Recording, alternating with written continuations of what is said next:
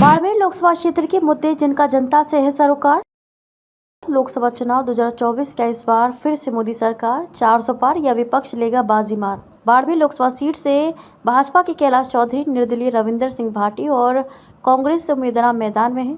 क्या है जनता का मूड, क्या है जनता से जुड़े मुद्दे, किसकी होगी जीत और किसकी होगी हार। आज हम मौजूद है बाड़मेर क्षेत्र में।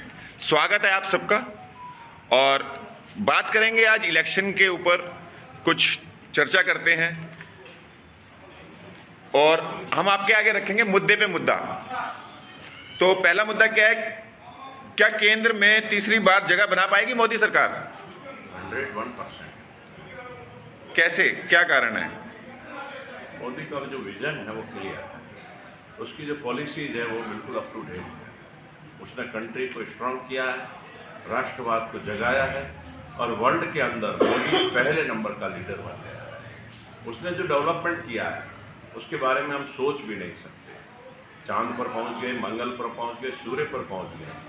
और तो और पहले हम खरीदते हथियारों को, हवाई जहाज़ों को, हेलीकॉप्टर को, अब हम इनको बेचते हैं। ये नाम है मोदी। इसलिए निश्चित तौर पे मोदी वापस आएगा और बड़े बहुमत से आएगा। और कहते हैं कि आम के पेड़ पे जितने ज़्यादा आम लगेंगे वो उतना नीचे झुकता है। मोदी जितनी ज़्यादा सीटें लाएगा उतना नीचे झुकेगा, उतना सरल होगा, उतना मृदु होगा और देश का डेवलपमेंट उतना अधिक होगा। इसलिए हम यही चाहते हैं कि मोदी को वापस आना चाहिए 400 पार से। भाई साहब बताइए, क्या मोदी जी की जनसभा से कैलाश चौधरी बीजेपी से जो प्रत्याशी हैं, क्या कुछ फायदा मिलने वाला है उनको इस जनसभा से? मोदी जी की सभा के बाद में लोगों में आप देख रहे हैं बहुत ही ज़्यादा उत्साह है और लोग मोदी जी को इस बार वापस तीसरी बार प्रधानमंत्री देखना चाहते हैं और मोदी जी देश के प्रधानमंत्री तीसरी बार बनेंगे। कांग्रेस नेता राहुल गांधी बोल रहे हैं कि इस बार गठबंधन की सरकार बनने वाली है, क्या कहेंगे इसके ऊपर? किसी भी सूरत में गठबंधन की सरकार नहीं बनेगी, क्योंकि मोदी जी का जो विजन है उसके हिसाब से इस बार 400 पार की संख्या होगी और भारी बहुमत से भाजपा सरकार बनेगी। और जो विजन मोदी जी के है उसके आधार पे जनता ने मोदी जी को 2 बार पहले भी प्यार दिया है और तीसरी बार वापस इसी तरह प्यार देगी और बहुमत से सरकार बनाएगी। मोदी जी के 10 साल के कार्यकाल के ऊपर क्या कुछ बोलना चाहेंगे आप? मोदी जी का जो 10 साल का कार्यकाल है बहुत ही शानदार, प्रभावी और पब्लिक आम जनता के हितों के लिए बहुत ही अच्छा रहा। 10 साल में इतनी योजनाएं आई है जिससे आम आदमी के लिए, जैसे महिलाओं के लिए शौचालय, आवास और चूल्हा, गैस योजना, उज्ज्वला गैस योजना, जनधन योजना आदि जो है वो सारी तरीके की योजना आई है और योजनाओं का लाभ दिया है, जिससे आम आदमी आज वापस मोदी जी को लाना चाहते हैं। और वापस जो नई योजनाएं हैं, हर घर जल, हर घर नल, बिजली योजनाएं, सब में उनको लाभ में मिल सके, इसलिए जो योजनाएं हैं लागू होगी और 400 पार रहेगी सीटें। मोदी जी की राष्ट्रवादी नीतियों पर क्या प्रभाव पड़ने वाला है जनता के ऊपर? मोदी जी की जो राष्ट्रवादी नीति है बहुत ही शानदार है और जनता पर बहुत ही अच्छा प्रभाव पड़ेगा इसका। इसके विज़न में, जो मोदी जी के विज़न है उसमें राष्ट्र के नाम से सबसे पहले आम जनता जो है उनको वोट देगी।